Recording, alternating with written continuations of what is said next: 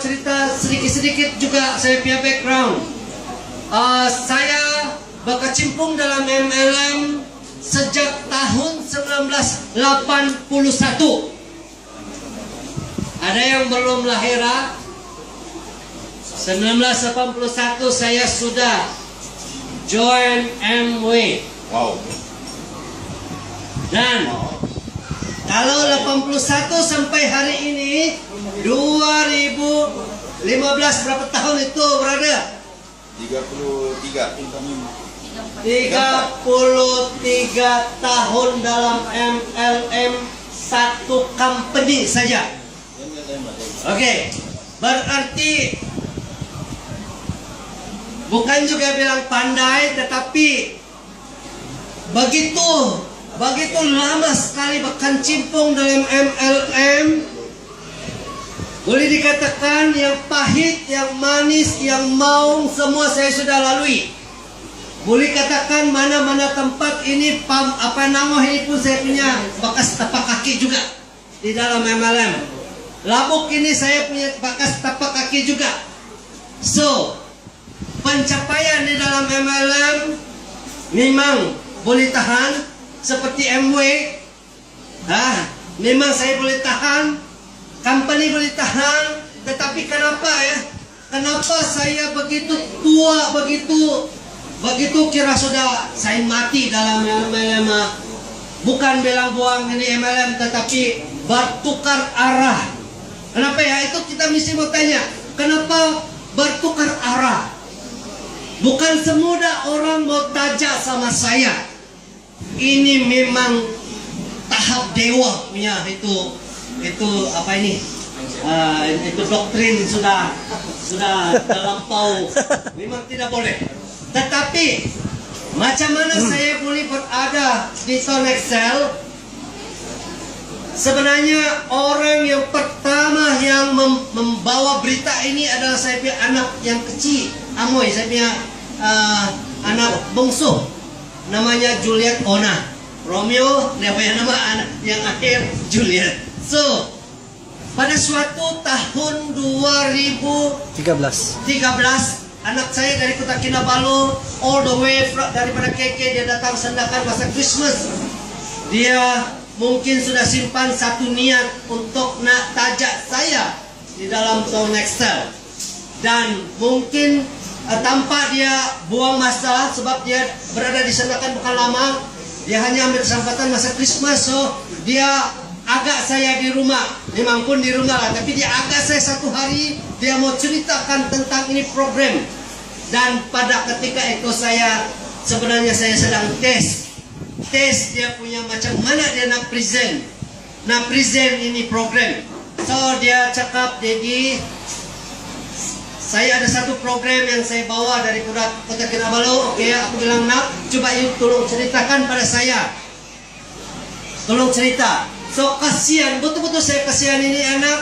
Dia ceritakan, saya berpandukan kepada nota-nota yang mungkin dia sempat pergi dengar ceramah di KK, dan dia kasih cerita berpandukan dia punya nota. Flyer pun tidak ada, buku pun tidak ada. Kasihan betul-betul. Tapi sebagai seorang bapak, saya register pada malam itu juga.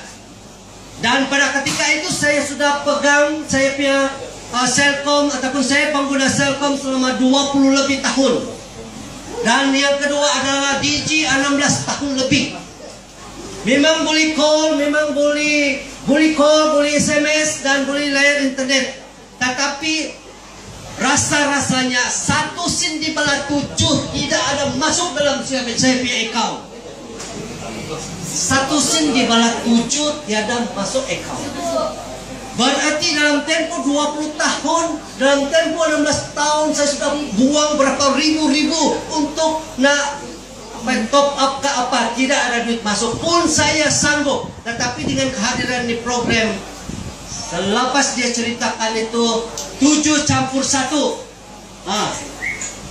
Apa itu 7 campur 1? 7 campur 1 yang keistimewaan yang 7 itu Tetapi itu yang keistimewaan yang 7 itu seperti ada airtime, ada insurans, ada tebus itu poin, boleh melancong.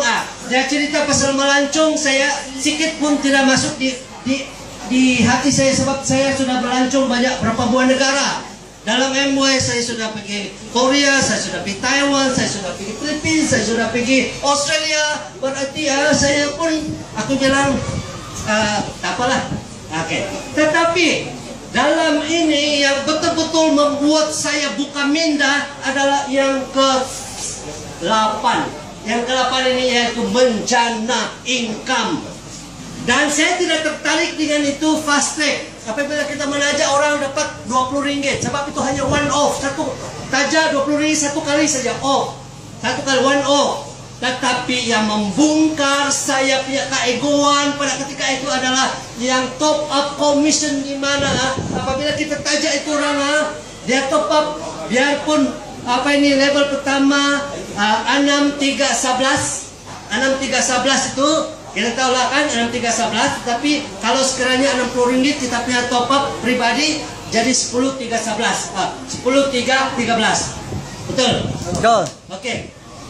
Dia bilang itu buku itu pun isukan 2 hari yang terusnya anak saya terus pergi airport, saya antar di airport, dan kau tahu apa yang terjadi? Sampai Kota Kinabalu dia telepon sama saya, Daddy sorry, dia bilang saya itu SIM card saya terbawa, itu kelonsong saja bayang saya tinggal lupa saya. Betul. Saya sudah betul mau buat sudah. Tetapi oleh karena itu kelonsong saja yang tertinggal ini, itu isi itu jantungnya anak saya terbawa pergi keke. Dan aku bilang nak beginilah, tolonglah hantar melalui Tungma kah ataupun Citylink kah atau Express. Jadi saya tunggu tidak ada kena antar. So mungkinkah saya punya rezeki di dalam Connextel akan saya tetapi masa itu juga saya pun masih lagi sibuk kerja dan masih juga buat saya punya MW. Pada satu hari saya tidak tahu siapa yang simpan ini buku. Ini betul buku ini kejadian ini. Ini buku simpan di atas meja. Kebetulan saya di bawah ada meja, dan jadi memang saya tidak tahu siapa simpan ini buku. Aku bilang tengok, Connextel. Satu kali saya naik lagi di atas, saya nampak lagi ini buku Connextel. Aku bilang, tapi aku bilang kadang-kadang saya ini mengantuk di sekolah, di office. Bagus saya bawa, nanti saya baca. Ini saya pergi baca ini buku. Saya bawa pergi sekolah, lepas itu saya baca. Saya baca lah, macam main-main boleh baca. Tetapi macam ada sesuatu. Lepas itu saya baca lagi. Aku bilang ini bagus ini buku ini. Nilainya cukup tinggi ini buku ini. Nah, pada ketika itu Japari mungkin dengan dia punya kawan-kawan, dia orang saya punya anak, dia orang conduct satu meeting preview di rumah. Wah, jadi katalah sudah di rumah, memang saya terpaksa layan sama dia orang. Saya pun betul-betul tengok lah juga. Pak, saya tengok betul-betul. Saya tengok itu macam mana dia punya plan pemasaran. Sebab ini saya tidak kisah yang lain. Saya mau tengok dia punya plan pemasaran. Sebab kalau you nak buat bisnes, you mesti dia punya sales and marketing plan. Jadi saya betul-betul saya tengok dalam itu papan kenapa lah. Ini Japari punya kerja juga. Ini Japari punya kerja ini, saya tidak tahu kenapa dia kasih tinggal itu tulisan 6, 3, 11. Beginilah tulisan dia kasih tinggal di papan. Jadi pada ketika itu Mrs. mesti kerja. Ataulah dia punya kerja 24 jam. Jadi malam itu kurang lebih dalam pukul 10 ke pukul 11. Mrs. balik, dia tanya sama saya, Ling, apa juga itu 6311? Aku bilang, tak payah tanya lah. Macam McDonald saya, Pak. Jadi mungkin dia pun ada eager lah. Dia ada keinginan mau tanya apa ini 6311 kata Mrs. Agak si Romeo.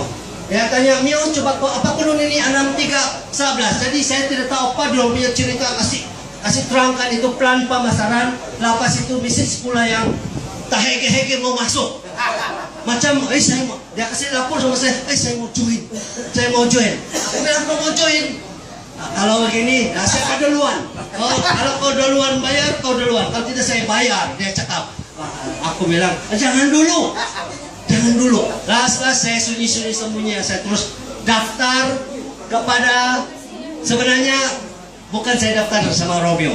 Saya daftar melalui anak saya McQueen. So, Romeo sudah tanya McQueen tanya sama saya.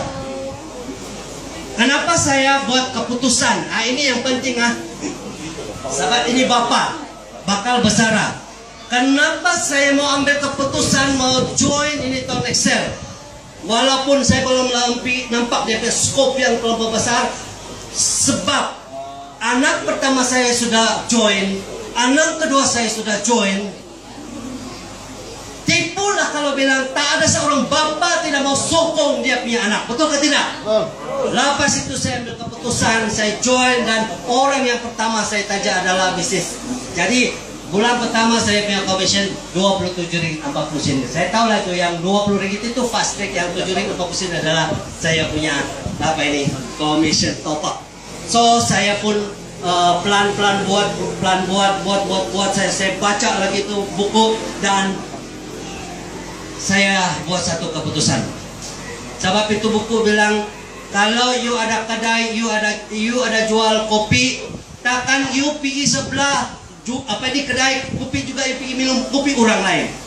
Kalau you ada kopi sendiri, you tak minum, tapi you pergi minum pula kopi di sebelah jiran berarti you punya family pun you tidak support you punya family. Lah situ saya buat keputusan, saya guna kuasa veto saya. Siapa dalam saya punya family mesti mau zoom tukar semua, tukar. Artinya itu dinamakan kita betul-betul mau tukar. Ini tukar. Jadi sekarang 100% saya punya family adalah 100% Tone Excel, dan saya punya income tidak juga banyak. Saya pun bukan juga terlalu, tapi saya niat di dalam hati saya punya impian memang besar. Sebab bila saya membuat sesuatu, saya mesti mempasang impian. Saya punya impian bukan impian kecil-kecil. Saya punya impian ini sekarang, sebab punya penduduk adalah 4 juta lebih. Ingat betul-betul lah, 4 juta. 4 juta Sabah punya penduduk. Kalau ada setiap satu orang bagi kita 1 ringgit, maksudnya kita akan ada peluang untuk jadi jutawan. Betul tidak? Dan rata-rata sekarang yang paling pantas sekali industri di dunia pada hari ini adalah telekomunikasi.